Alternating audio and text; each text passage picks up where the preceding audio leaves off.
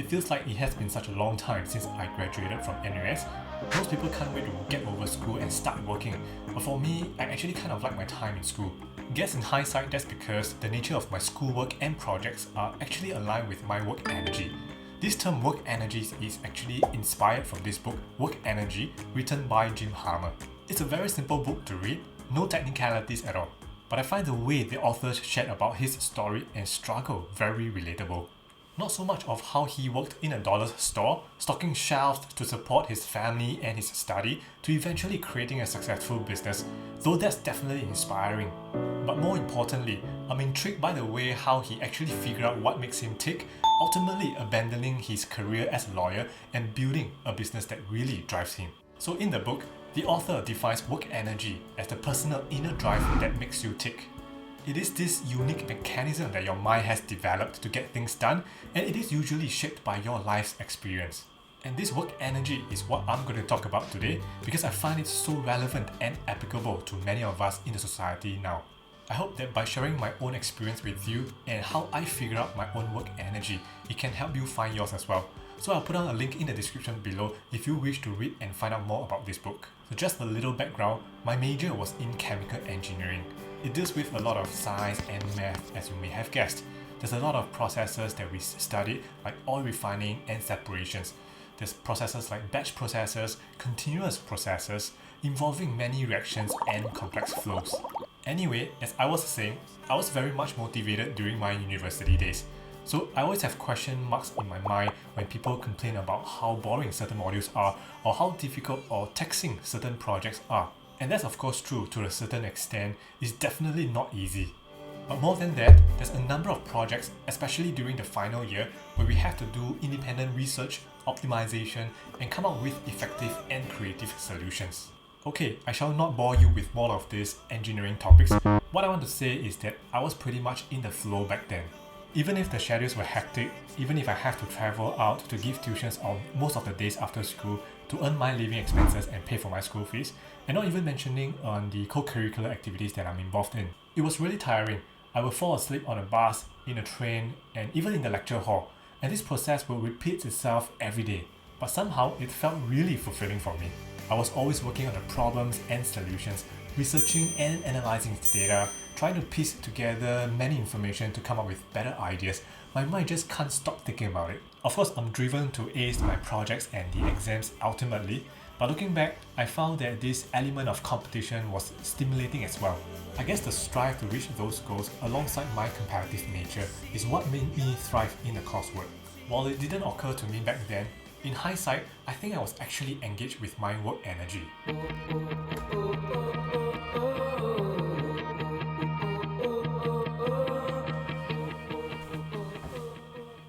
Unfortunately, things changed after I graduated. I lost my work energy. Again, it didn't occur to me that whatever I'm working on or my job were not actually aligned to my work energy because I didn't even know that such a thing existed previously. I thought I was becoming lazy. I wonder why I'm not as motivated for work as before and why I don't have the desire to ace anymore. All these were question marks following me for the past few years, but I just kept grinding. I used my willpower on whatever I'm working on. Whether it's replying to tons of emails, doing routine planning work, or meeting up clients and doing sales, I realized I got burnt out pretty quickly. I became stressed every now and then, and this cycle repeats itself over and over again. Whenever I refocus back to the work, I get burnt out.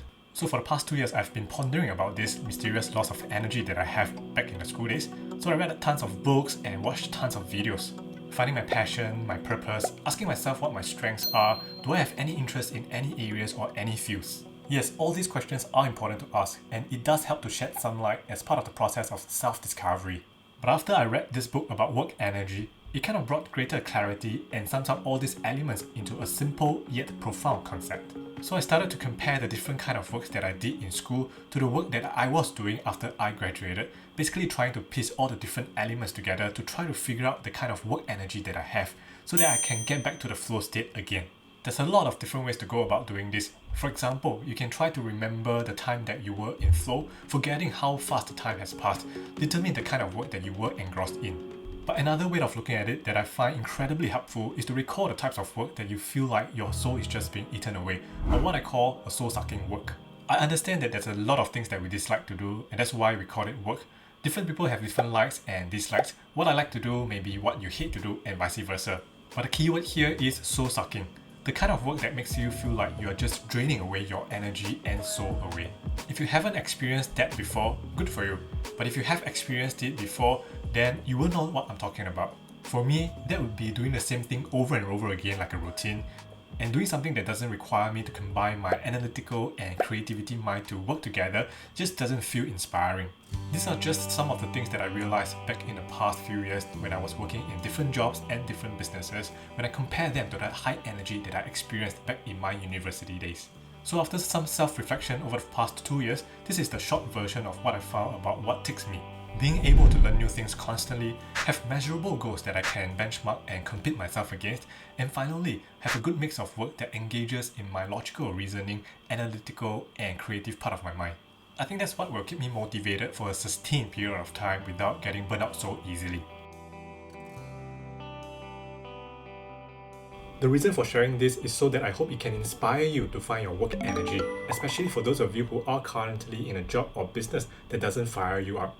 And imagine being able to do something that makes you jump out of the bed every morning when your alarms ring.